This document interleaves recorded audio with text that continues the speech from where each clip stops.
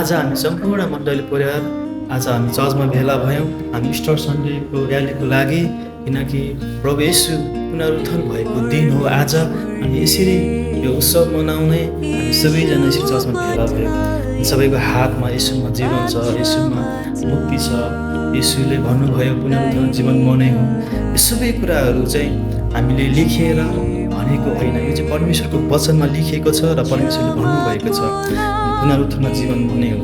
यूहन्ना 11:25मा साँच्चै नै परमेश्वरले भन्नुभएको छ म संसारको ज्योति हुँ भनेर भन्नुभएको छ यूहन्ना 8:12मा। यसरी आज हामी सम्पूर्ण मण्डली परिवार हामी हाम्रो इस्टर सन्डेको र्यालीको लागि निस्क्यौँ। हाम्रो समापन कार्यक्रम टाढीमा भए तापनि हाम्रो र्याली चाहिँ मनरी लुथुर हुँदै टाढीसम्म थियो। अनि हामी सबैजना यसरी पदमपुर हुँदै हामी टाढीतर्फ हामी सबै विश्वासी मण्डली परिवार हामी कोही बाइकमा अनि हाम्रो बुकिङ गाडी चाहिँ हाम्रो 2टा थियो। अनि हामी सबैजना र्यालीको लागि हामी निस्क्यौँ यहाँबाट। हामी चाहिँ यसरी अनि हामी पदमपुरबाट हामी सबैजना मण्डली परिवार निस्क्यौँ र साँच्चै नै हामी प्रभुलाई महिमा भएको होस्। अनि हाम्रो र्याली सुरु भएको छ। अनि यसरी है हामी लोथुर हुँदै भण्डारा अनि पर्सा हुँदै टाढीसम्म हामी यसरी यात्रा भएको थियो है। हामी सबैजना हामी बाइकमा गाडीमा यसरी हामी प्रभुको महिमा गर्दै यसरी आएका थियौँ। प्रभुको महिमा गर्दै इस्टर सन्डे धार्मिकता र सत्यताको घोषणा गर्ने मानिसहरू हो, सत्यतामा जिउने मानिसहरू हामी हो, प्रेममा एकतामा मिलापमा आउने मानिसहरू हामी हो। यसैले आज हामी परमेश्वरलाई यो परमेश्वरबाट पाएको हामीले उत्तम शान्ति दिने परमेश्वर हुनुहुन्छ। यसो प्रेम गर्ने परमेश्वर हुनुहुन्छ। आज प्रेमको खाँचो छ हामीलाई, हामी प्रेम चाहन्छौँ। स्वाभाविक रूपमा हामी प्रेम चाहन्छौँ। म त अब धोइएको छु, हिउँ झै सेतो चम्किएको छु। येशूको रगतले पापमा पराई थिए, तर अब किनिएको छु। येशूको रगतले, येशूको रगतले।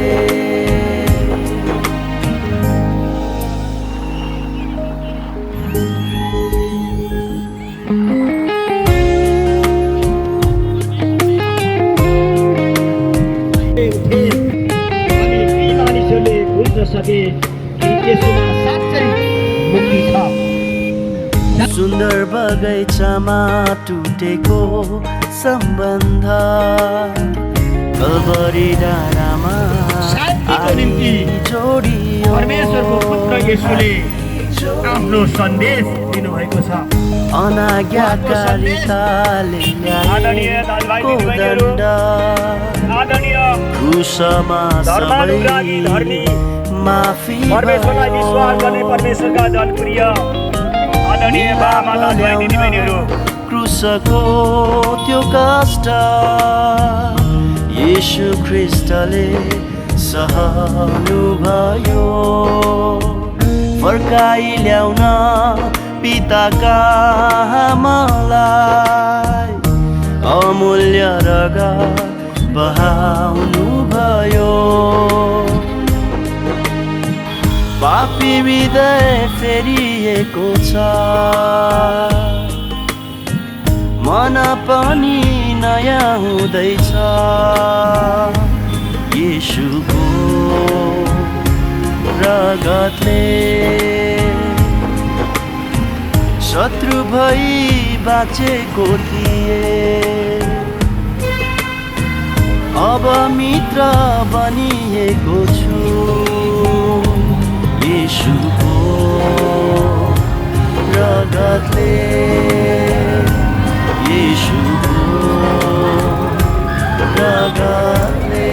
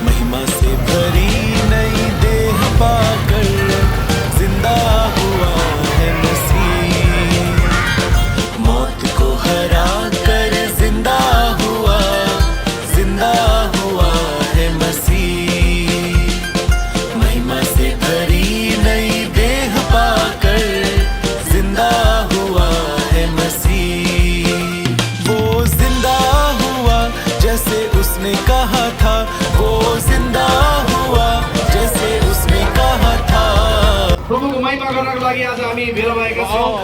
कृपया सबैजना यस मञ्चको अगाडि हजुरहरू घाम भए तापनि प्रभुले त कति दुःख सहनु भयो हाम्रो लागि।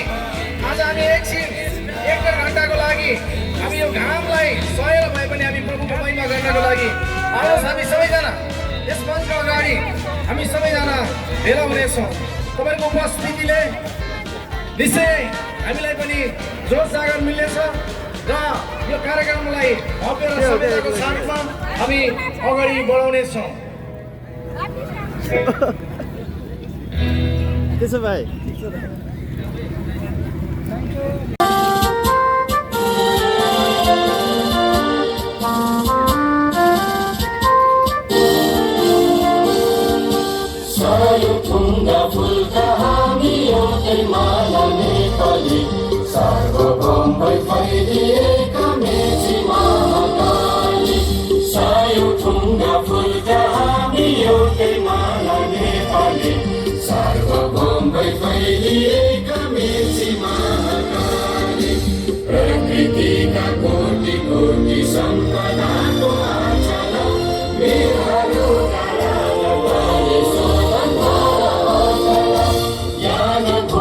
शान्ति भूमि तल पहाड हिमाल अखण्ड यो प्यारो हाम्रो मातृभूमि नेपाल। बहु जाति भाषा धर्म संस्कृति छन्देशाला अग्रगामी राष्ट्र हाम्रो जय जय नेपाल।